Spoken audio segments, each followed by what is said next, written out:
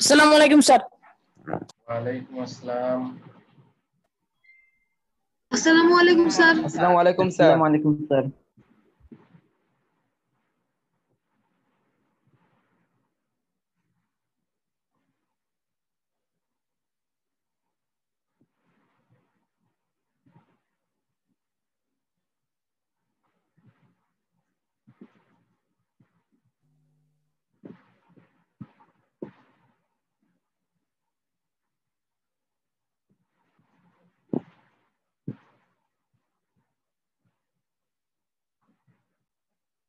Okay, dear students, good evening.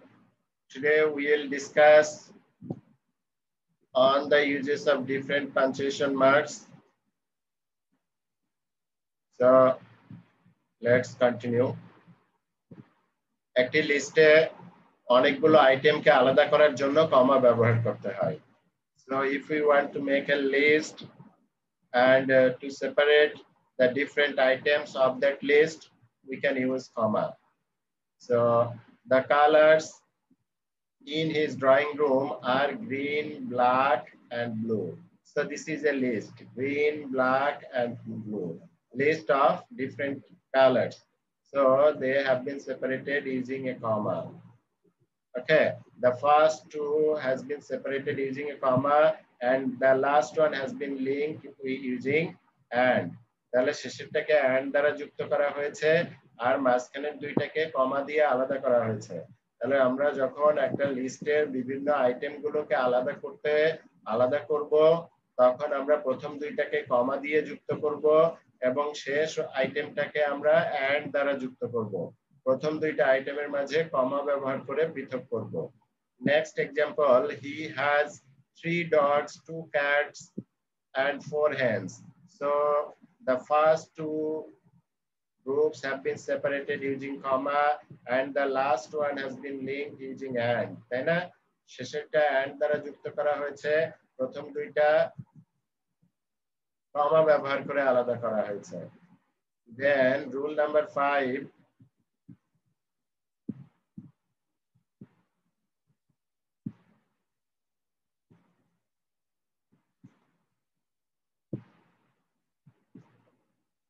However, moreover, therefore, as a result, consequently, on the other hand, in the same time, yet, still, otherwise, so ইত্যাদি adverbial গুলো বাক্যের মাঝে ব্যবহৃত হলে এদের আগে ও পরে কমা ব্যবহার করা হয়।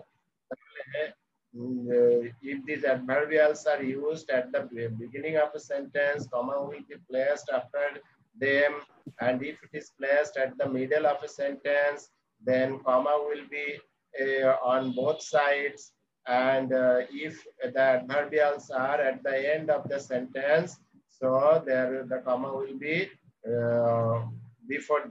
placed before them. Okay, normally they are placed at the beginning of a sentence. এগুলো সাধারণত সেন্টেন্সের শুরুতে ব্যবহার করা হয় এবং তাদের পরে কমা বসাতে হয়। So he is a good person, তাই সে একজন ভালো ব্যক্তি। তাহলে so এর পরে কমা ব্যবহার করা হয়েছে, তাই না? So he is a good person, that's why as so is an adverbial, এরপরে কমা ব্যবহার করা হয়েছে। However, he is a nice man, যাও সে একজন চমৎকার লোক। However, এর পরে কমা ব্যবহার করা হয়েছে। On the other hand, Rahul is a thief, অন্যদিকে রাহুল একজন চোর। তাহলে এই on the other hand এর উভয় পাশে কমা ব্যবহার করা হয়েছে, তাই না? যেহেতু এটা সেন্টেন্সের মাঝখানে বসছে। আফটার অল, মোটের উপর, এটা সেন্টেন্সের শুরুতে বসছে, এজন্য এর পরে কমা ব্যবহার করা হয়েছে। নেক্সট দেখো, he however is a nice man, তাহলে হাউএভার এর উভয় পাশে কমা ব্যবহার করা হয়েছে যেহেতু সেটা সেন্টেন্সের মাঝখানে বসছে। He is therefore A happy here, therefore happy here, therefore এর উভয় পাশে কমা ইউজ করা হয়েছে কারণ সেটা সেন্টেন্সের মাঝখানে ব্যবহার করা হয়েছে। I therefore pray and hope that you would be kind enough to grant me 5 days leave of absence in advance. So therefore সেন্টেন্সের মাঝখানে বসতে এজন্য এদের দুই পাশে কমা ব্যবহার করা হয়েছে। তাহলে আমাদের এই অ্যাডভার্বিয়াল গুলোকে মনে রাখতে হবে। ওকে, we will have to go again and again through these adverbials, and whenever we will see that they have been used at the beginning of a sentence or at the middle of a sentence, we will separate them using comma. আমরা তাদেরকে কমা ব্যবহার করে separate করব। কি কি adverbial আরেকবার দেখো, however, moreover, therefore, as a result, consequently, on the other hand, in the same time, yet, still, otherwise, etc. এই সবগুলো ব্যবহার করে। ওকে, নেক্সট রুল নাম্বার 6, একই সাবজেক্ট বিশিষ্ট দুটি স্বাধীন বাক্য and এবং বাট দ্বারা যুক্ত হলে and এবং বাটের পূর্বে কমা বসে না। and এবং বাট দ্বারা যুক্ত হলে and এবং বাটের পূর্বে কমা বসে না। যেমন you go out the door and turn immediately left। তাহলে এখানে দেখো একই সাবজেক্ট বিশিষ্ট, the subjects when the subjects of two clauses, two principal clauses or two main clauses will be the same subject, then if they are linked with and or but, then there will be no comma if the subject is the same of both clauses। যদি উভয় ক্লজের বা উভয় অংশের subject একই হয় তাহলে and এবং but দ্বারা যুক্ত হলে তাদের পূর্বে কমা ব্যবহার করা দরকার হবে না। You go out the door বলছে তুমি দরজার বাইরে যাও, and turn immediately left এবং তৎক্ষণাৎ বাম দিকে ঘোরো।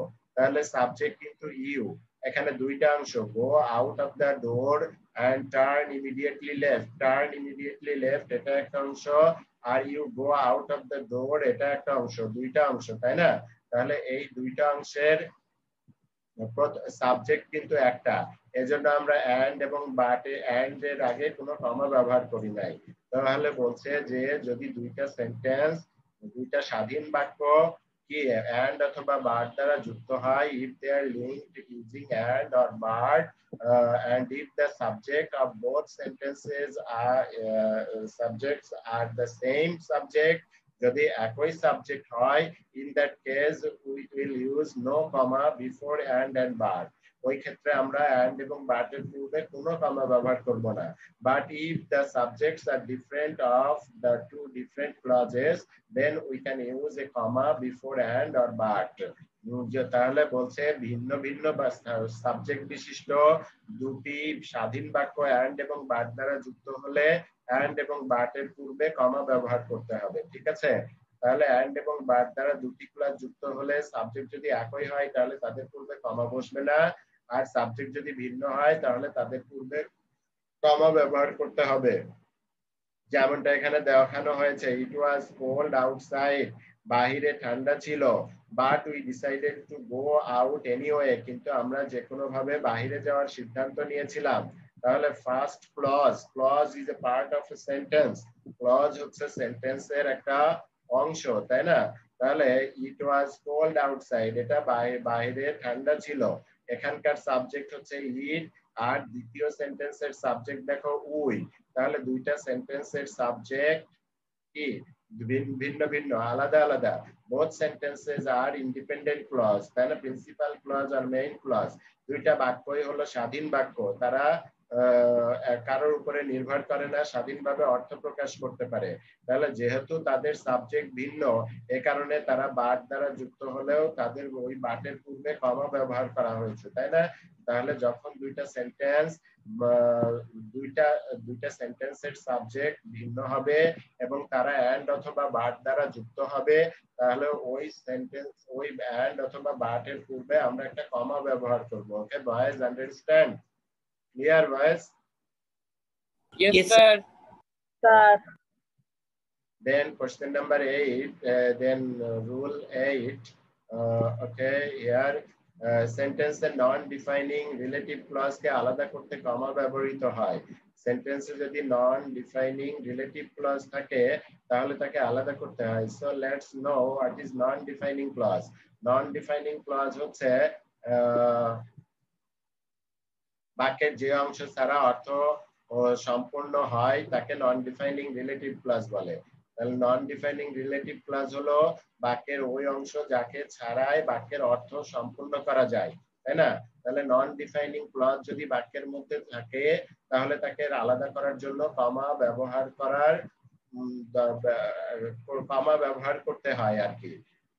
যেমন she moved to Mumbai, সে মুম্বাইয়ে গিয়েছিল। where she visited his uncle last year, যেখানে সে তার আঙ্কেলকে গত বছর দেখে এসেছিল, সেখানে সে গিয়েছিল, মুম্বাইয়ে গিয়েছিল। তাহলে এই সেন্টেন্সটা she moved to Mumbai, এই সেন্টেন্সটা দেখো স্বাধীনভাবে অর্থ প্রকাশ করছে, এই অংশের প্রয়োজন হচ্ছে না। where she visited his uncle last year, এই অংশটা ছাড়াও কিন্তু প্রথমাংশের অর্থ সম্পূর্ণ হচ্ছে। তাহলে এই পরের অংশটা হলো অতিরিক্ত ইনফরমেশন, এক্সট্রা ইনফরমেশন। এজন্য এটাকে বলা হচ্ছে নন ডিফাইনিং রিলেটিভ ক্লজ। তো এরকম নন ডিফাইনিং রিলেটিভ ক্লজ যদি সেন্টেন্সের মাঝে থাকে তাহলে তাকে কমা দিয়ে আলাদা করে রাখতে হবে। ঠিক আছে, বুঝতে পারছো নন ডিফাইনিং রিলেটিভ ক্লজ কি? Yes, sir. ওকে, নন ডিফাইনিং রিলেটিভ ক্লজ হচ্ছে সেই অংশ, বাক্যের সেই অংশ যাকে কমা দিয়ে আলাদা করা যায়, মানে যাকে কমা দিয়ে আলাদা করা হয় এবং ওই অংশকে বাদ দিলে সেন্টেন্সের অর্থের কোনো পরিবর্তন হয় না। এখন দেখো ডিফাইনিং রিলেটিভ ক্লজ আছে। ডিফাইনিং রিলেটিভ ক্লজ কোনটা বলছে? তবে ডিফাইনিং রিলেটিভ ক্লজকে আলাদা করতে কমা ব্যবহৃত হয় না। তাহলে যদি ডিফাইনিং রিলেটিভ ক্লজ থাকে তাহলে তাকে কমা দিয়ে ব্যবহার করে আলাদা করার প্রয়োজন হবে না, কিন্তু নন ডিফাইনিং ক্লজ থাকলে তাকে কমা ব্যবহার করে আলাদা করতে হবে। তাহলে ডিফাইনিং রিলেটিভ ক্লজ কোনটা বলছে? বাক্যের যে অংশ ছাড়া বাক্যের অর্থ সম্পূর্ণ হয় না তাকে ডিফাইনিং রিলেটিভ ক্লজ বলে। যে অংশ ছাড়া বাক্যের অর্থ সম্পূর্ণ হয় না তাকে ডিফাইনিং রিলেটিভ ক্লজ। তাহলে এমন একটা অংশ থাকবে যাকে বাদ দিলে সেন্টেন্সের অর্থ আর সম্পূর্ণ হবে না, বা অর্থের ঘাটতি দেখা দিবে, ইনফরমেশনের ঘাটতি দেখা দিবে। সেই ক্ষেত্রে আমরা ওই ক্লজটাকে আলাদা করব না, কমা ব্যবহার করে আলাদা করব না। যেমন দেখো the computer I borrowed kept on crashing. তাহলে দা কম্পিউটার, এখন দেখো আমরা যদি সেন্টেন্সের মাঝখানের এই অংশটাকে আলাদা করি, this middle part, yellow colored,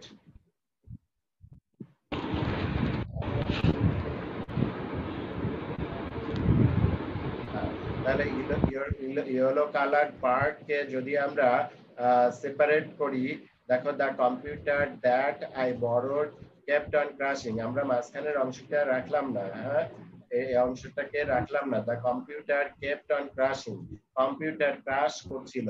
তাহলে এখানে কম্পিউটার বলতে কোন কম্পিউটারকে বুঝিয়েছে এটা কিন্তু অর্থ ক্লিয়ার হচ্ছে না। The meaning is not clear, something is lacking here.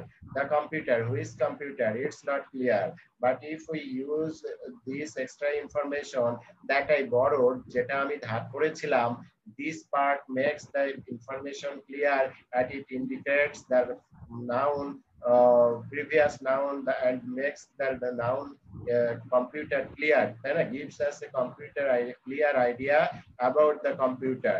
কোন কম্পিউটার সেটা সম্পর্কে আমাদের একটা নির্দিষ্ট আইডিয়া দিচ্ছে।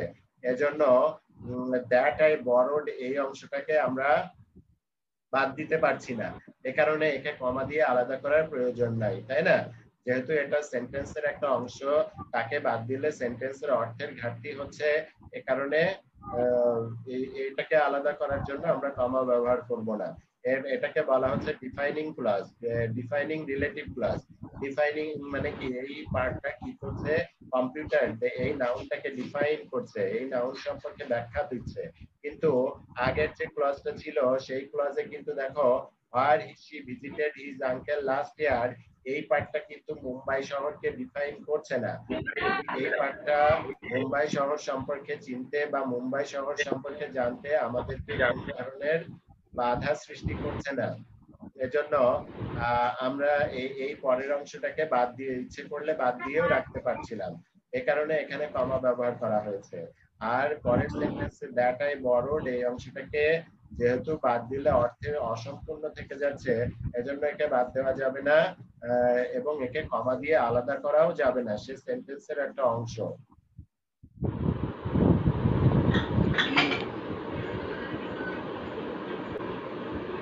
নেক্সট 9 দেখো বাক্যের প্রথমে অ্যাডভার্বিয়াল ক্লজ অর্থাৎ though, till, still, since, as, if, when যুক্ত ক্লজ প্রিন্সিপাল ক্লজের আগে বসলে তারপরে কমা বসবে। তাহলে মেইন ক্লজের আগে যখন সাবঅর্ডিনেটিং ক্লজগুলো ব্যবহৃত হয় তখন তাদেরকে কমা দিয়ে আলাদা করতে হয়, বিশেষ করে though, till, still, since, as, if, when এইসব যুক্ত অংশগুলো যখন মেইন বাক্যের আগে বসবে তখন তাদেরকে আমরা কমা ব্যবহার করে আলাদা করব। ওকে, তাহলে বাক্যের প্রথমে অ্যাডভার্বিয়াল ক্লজ অর্থাৎ though, till, still, since, as, if, when যুক্ত ক্লজ প্রিন্সিপাল ক্লজের আগে বসলে তারপরে কমা ব্যবহার করতে হবে।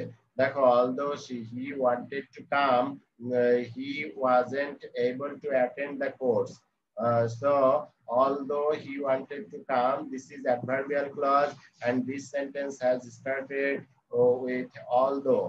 That's why we have used comma to separate this sentence from the principal clause or main part of the sentence. Since the man is poor, we can help him. So the first sentence starts with since.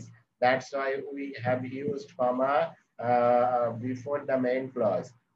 Okay, then we can help the man since he is poor. Here we haven't used any comma because the dependent clause is after the main clause here. Okay, boys, got it? Yes, sir. In this sentence there is no comma. Here comma has been used when the subordinating clause or dependent clause has been placed before the main clause. And here in this sentence there is no comma because the subordinating clause has been placed after the main clause. তাহলে dependent clause বা নির্ভরশীল বাক্যটা যখন main বাক্যের পরে বসবে তখন কমা হবে না, কিন্তু সেই বাক্যটা যদি মেইন বাক্যের আগে বসে তাহলে তখন তাকে কমা দিয়ে আলাদা করতে হবে। Since the man is poor, যেহেতু লোকটা গরিব, we can help him, আমরা তাকে সাহায্য করতে পারি। তাহলে যেহেতু লোকটা গরিব, এটা এই বাক্যটা স্বাধীনভাবে অর্থ প্রকাশ করতে পারছে না। That's why it is called subordinating or depending clause. We can help him, আমরা তাকে সাহায্য করতে পারি। This is the main clause as it can give a complete sense, it can make a complete sense. এটা একটা সম্পূর্ণ অর্থ দিতে পারে বা সম্পূর্ণ ধারণা প্রকাশ করতে পারে। এরপরে দেখো we can help the man, since এখানে যেহেতু সাবঅর্ডিনেটিং ক্লজটা বা ডিপেন্ডেন্ট ক্লজটা পরে ব্যবহার করা হয়েছে এজন্য কমা ইউজ করা হয় নাই। So our next example, his uncle who came here yesterday is a police inspector. So here we can use a comma because who came here yesterday is a non-defining clause, তাই না? এখানে দেখো সেন্টেন্সের মাঝখানে ব্যবহার করা হয়েছে who came here yesterday, যে এখানে এসেছিল গতকালকে। এই অংশটা কি একটা নন ডিফাইনিং ক্লজ, মানে এই অংশটাকে বাদ দিলেও সেন্টেন্সের অর্থের কোনো সমস্যা হচ্ছে না। His uncle is a police inspector, আমরা কিন্তু দেখো তার আঙ্কেল একজন পুলিশ ইন্সপেক্টর, বাক্যের অর্থ সম্পূর্ণ হচ্ছে, তাই না? তাহলে মাঝখানে যে রিলেটিভ ক্লজটা দেওয়া ছিল সেটা সম্পূর্ণ বাক্যের এখানে অপ্রয়োজনীয় একটা অংশ। who came here yesterday এই অংশটা হলো অপ্রয়োজনীয় অংশ, এজন্য এটাকে বলা হচ্ছে নন ডিফাইনিং ক্লজ, তাই না? নন ডিফাইনিং ক্লজ বলা হচ্ছে এবং এটাকে কি করতে হবে, কমা দিয়ে আলাদা করতে হবে। এই অংশটাকে কমা দিয়ে আলাদা করতে হচ্ছে। এরপরে দেখো if you work hard you will pass in the exam, যদি তুমি কঠোর পরিশ্রম করো তুমি পরীক্ষায় পাস করবে। তাহলে if you work hard এই অংশটা পরে একটা কমা ব্যবহার করা হয়েছে কারণ এখানে ডিপেন্ডিং ক্লজটা মেইন ক্লজের আগে বসবে। ডিপেন্ডিং ক্লজটা কোথায় বসবে, মেইন ক্লজের পূর্বে ব্যবহার করা হয়েছে, এজন্য এখানে কমা ব্যবহার করা হয়েছে, তাই না?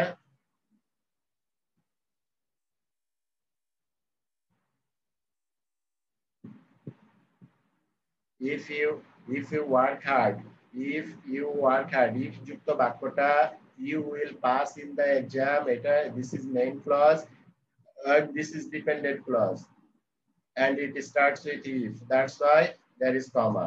So his uncle who came here yesterday is a police officer. Here there will be comma. This has been discussed already. Okay, then our next rule, number 10, একই ওয়ার্ড দ্বারা and দ্বারা যুক্ত না করে পুনরুক্ত করতে চাইলে প্রথমে কমা বাক্যটা হবে। তাহলে what is lost, lost it, will never come back। তাহলে এখানে দেখো কমা ব্যবহার করা হয়েছে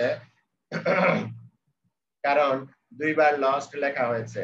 what is lost and lost it will never come back। এখানে and বসানোর কথা ছিল কিন্তু and বসানোর দরকার নেই। এখানে and বসানো হয় নাই যে কারণে কমা ব্যবহার করা হয়েছে। তাহলে দুইটা ওয়ার্ডকে যদি আমরা and দ্বারা যুক্ত করতে চাই, তাই না? দুইটা ওয়ার্ডকে and দ্বারা যুক্ত করতে চাইলে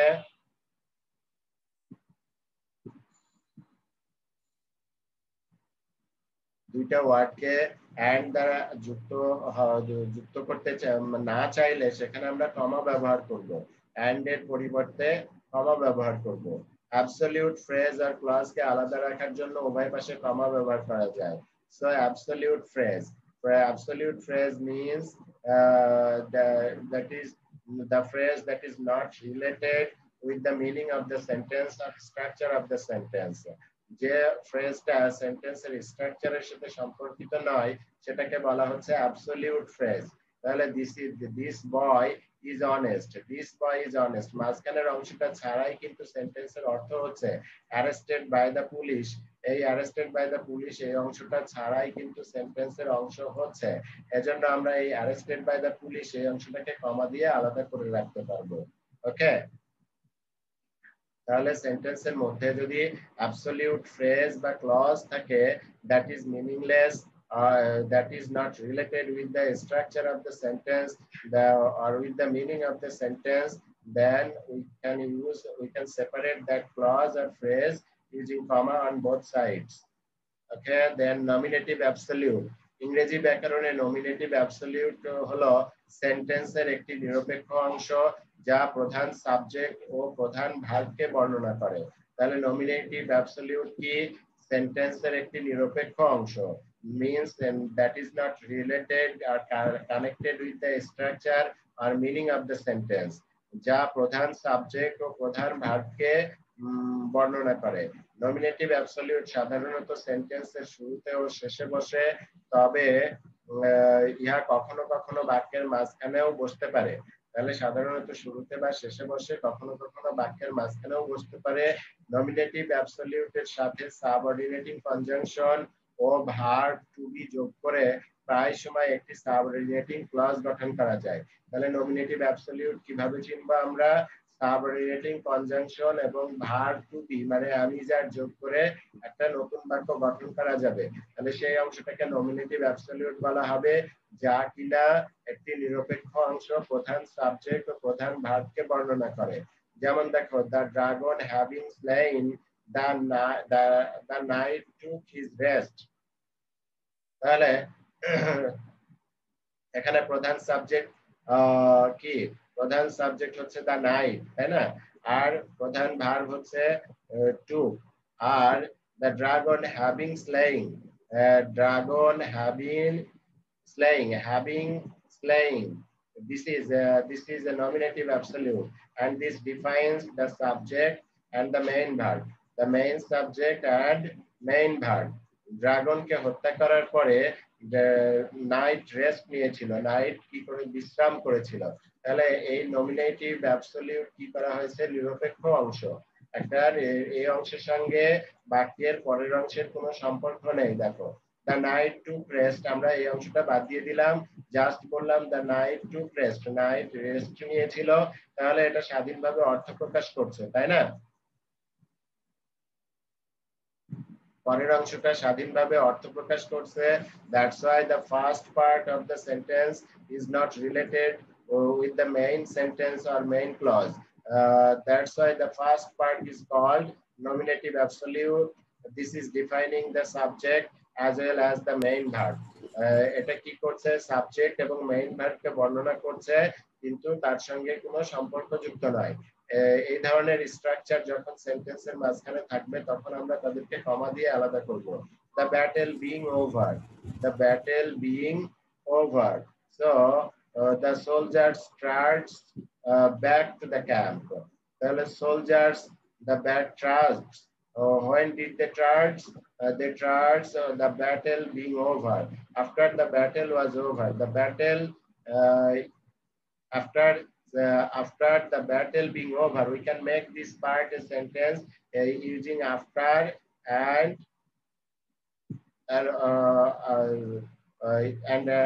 be verb and to be verb, that is after the battle is over. After the battle was over, after the battle was over, the soldiers starts back to the camp. So according to the definition, this is also a nominative absolute. This part is not related with this part. That's why we have used a comma here to separate the first part. Because the dragon was slain, we can make the sentence from this part, this nominative absolute, the knight took his rest. Okay. তাহলে কি বলছে, nominative absolute কে কি করা যাবে, একটা subordinating conjunction যুক্ত করার মাধ্যমে এবং সাহায্যকারী টু বি ভার্ব ব্যবহার করে তাকে সেন্টেন্সে পরিণত করা যাবে। আর নমিনেটিভ অ্যাবসলিউট কি করবে, মেইন নাউন এবং মেইন সাবজেক্ট এবং মেইন ভার্বকে বর্ণনা করবে। তাহলে dragon, because the dragon was slain, a first sentence ke etake dekho, because the dragon was slain, the knight took rest. So we can make sentence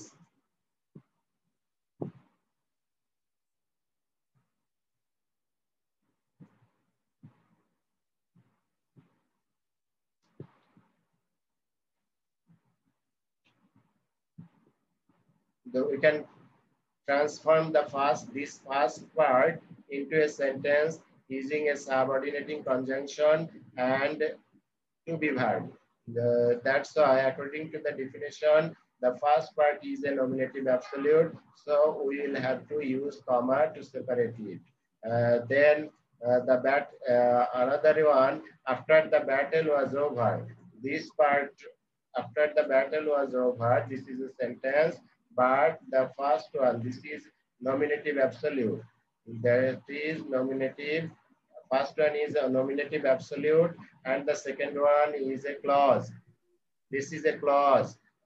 So we have used after here and auxiliary verb to be verb, and this makes a sentence. The soldier starts back to the camp. The soldier starts back to the camp. So the first part is defining the soldiers and the main verb. That's why this is nominative absolute, and we can use comma here to separate nominative absolute from the sentence. Then another example for you, the sun having set. The sun having set, we reached home. So when did we reach home? The sun having set, after the sun was set, we reached home. So the first part is not related with the main part of the sentence, and the first part is defining the subject and verb of the sentence. That's why this is called nominative absolute, and as a result, it has been separated from the main clause. Okay.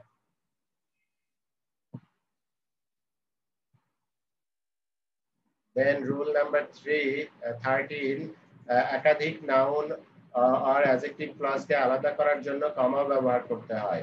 So we can use comma to separate more than one noun or more than one adjective clauses. That is, I don't know where he is, when he will come, and what his condition is. Here there are three clauses. I don't know where he is. This is a noun clause, and when he will come, this is another noun clause, and what his condition is, this is another noun clause. The first two clauses have been separated using a comma.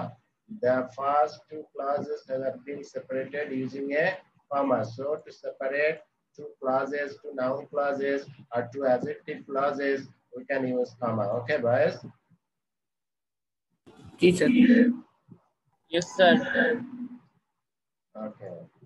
Then reporting ভার্বের পরে direct স্পিচের আগে কমা বসে, অর্থাৎ কোনো বক্তার কোনো উক্তিকে অবিকল প্রকাশ করার জন্য কমা ব্যবহার করা হয় রিপোর্টিং ভার্বের পরে। রিপোর্টিং ভার্ব কখন থাকে? যখন আমরা কারো উক্তিকে ডিরেক্ট কোট করি। ডিরেক্ট স্পিচের আগে কমা ব্যবহার করতে হয়। কারো কথা সরাসরি উল্লেখ করতে, বক্তার কোনো উক্তিকে অবিকল প্রকাশ করার জন্য কমা ব্যবহার করতে হয়। শেফালি said, শেফালি বলেছিল, I will have to go home early today. আমাকে আজকে তাড়াতাড়ি বাড়ি যেতে হবে। তাহলে শেফালি said এই অংশটা, Shefali said, I will have to go home early today. Okay.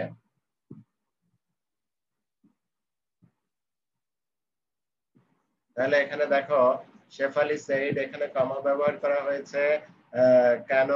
কারণ এটা রিপোর্টিং ভার্ব। এই যে said কে বলা হচ্ছে রিপোর্টিং ভার্ব, আর এটা কি করছে? কারো উক্তিকে আলাদা করছে। কারো বক্তার উক্তিকে কোনো উক্তিকে অবিকল প্রকাশ করার জন্য কমা ব্যবহার করতে হয়। অবিকল হুবহু শেফালি যেভাবে কথা বলেছে সেইভাবেই বলছে, I will have to go home early today. আজকে আমাকে তাড়াতাড়ি বাড়ি যেতে হবে, তাই না? এই কথাটা শেফালির কথা হুবহু কোট করা হয়েছে। তাহলে কারো কথাকে আলাদা করার জন্য আমরা কমা ব্যবহার করব রিপোর্টিং ভার্বের পরে, আর কি তার কথার পূর্বে রিপোর্টিং ভার্বের পরে আমরা কমা ব্যবহার করব। ওকে। দেন হি says, সে বলে, I am ill. I am ill. This is the Sir, reporting verb কি? Reporting verb means the verb of the reporter. যে কথা বলছে তার ভার্ব। স্যার এটা ন্যারেশনে নাই? হ্যাঁ, ন্যারেশনে আছে। এটা তো ন্যারেশনের ডিরেক্ট স্পিচ, তাই না? ন্যারেশন যখন করবে তখন আরো বুঝবে। ন্যারেশনের রিপোর্টিং ভার্ব সম্পর্কে আরো বিস্তারিত আলোচনা করা হবে। Reporting verb means the verb of the reporting clause. Reporting clause কে এখানে কথা বলছে কে? কথা বলছে হি। তাহলে রিপোর্টার হলো হি, আর রিপোর্টারের ভার্বকে রিপোর্টিং ভার্ব বলা হচ্ছে। ঠিক আছে? রিপোর্টার মানে রিপোর্ট করেন, ওই যে নিউজ রিপোর্টার হয় না, করসপন্ডেন্ট, বিভিন্ন সাংবাদিক যারা রিপোর্ট করে তাদেরকে রিপোর্টার বলে, প্রতিবেদক। তাহলে যিনি রিপোর্ট করছেন, যিনি কথা বলছেন, তিনি হলেন রিপোর্টার। হি হচ্ছে রিপোর্টার, আর তার যে ভার্ব সেটা হচ্ছে reporting verb. সেইজ reporting verb. I am well এটা হচ্ছে রিপোর্টেড স্পিচ, তাই না? এটা হচ্ছে রিপোর্টেড ক্লজ। এটা রিপোর্টেড ক্লজ মানে যে কথা বলা হয়েছে সেটা। তাহলে তার রিপোর্টিং ভার্বের পরে কমা ব্যবহার করা হয়েছে কেন? কারণ এটা হলো রিপোর্টেড ক্লজ, মানে ওই কথা, কারো কথাকে হুবহু উল্লেখ করা হয়েছে। এজন্য রিপোর্টিং ভার্ব থেকে ওই কথাটাকে কমা ব্যবহার করে আলাদা করা হয়েছে। ওকে, clear? G sir. Yes, sir. Yes, sir. He replied. Here replied is a reporting verb. এখানে repliedটা হচ্ছে reporting verb. No need to come today. This is the direct speech of the reporter, that is he. He যে কথাটা বলেছিল সেই কথাটা এখানে সরাসরি বলা হয়েছে, এজন্য তাকে কমা দিয়ে আলাদা করা হয়েছে। I replied, আমি বলেছিলাম, I will do the work within 2 days. So I will do the work within 2 days. This is the direct speech. এটা হলো প্রধান বাক্য। তাকে কি করা হয়েছে? কমা দিয়ে আলাদা করা হয়েছে রিপ্লাইড থেকে। বুঝতে পারছো? জি স্যার।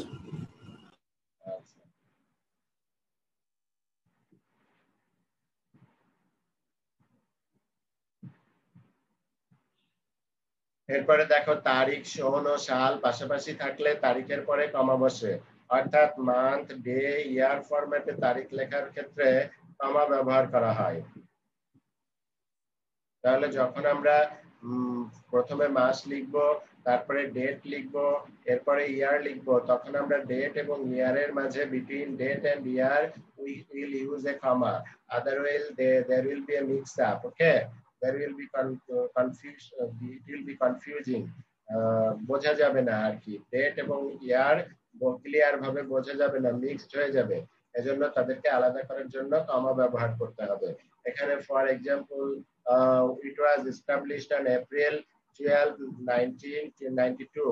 এখানে যদি কমা ব্যবহার করা না হয়, 12 এর পরে যদি কমা ব্যবহার না করা হয়, তাহলে কিন্তু এই ইয়ার এবং এই ডেট একসঙ্গে হয়ে যাবে, মিক্স, তখন 1219 ইয়ার বোঝাতে পারে, তাই না? সালটাকে 1219 সালও ধরা যেতে পারে, আবার 92 কনফিউজিং হয়ে যাবে। এজন্য ডেট এবং সাল যখন পাশাপাশি লেখা হবে তখন তাদেরকে কমা দিয়ে আলাদা করতে হবে। October 19, 2017, there's a comma here. Then January 25, 2002, there's a comma here too.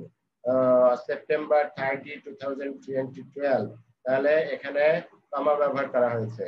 Mina was born on May 15, 1928, তাহলে 15 date আর সাল 1928 মাঝখানে কমা ব্যবহার করা হয়েছে। But if we write 15 May 2005, then there we don't need to use comma here, okay? Because it's clear that date is 15 and year is 2005 and the middle one is month. That's why we don't need to use comma here. Understand? Yes, sir. Yes, sir. আচ্ছা, তাহলে যখন মাস এবং সাল পাশাপাশি লেখা হবে তখন কমা ব্যবহার করা হবে না, কিন্তু যখন ডেট এবং ইয়ার যখন পাশাপাশি লেখা হবে তখন আমাদেরকে কমা ব্যবহার করতে হবে, তাই না?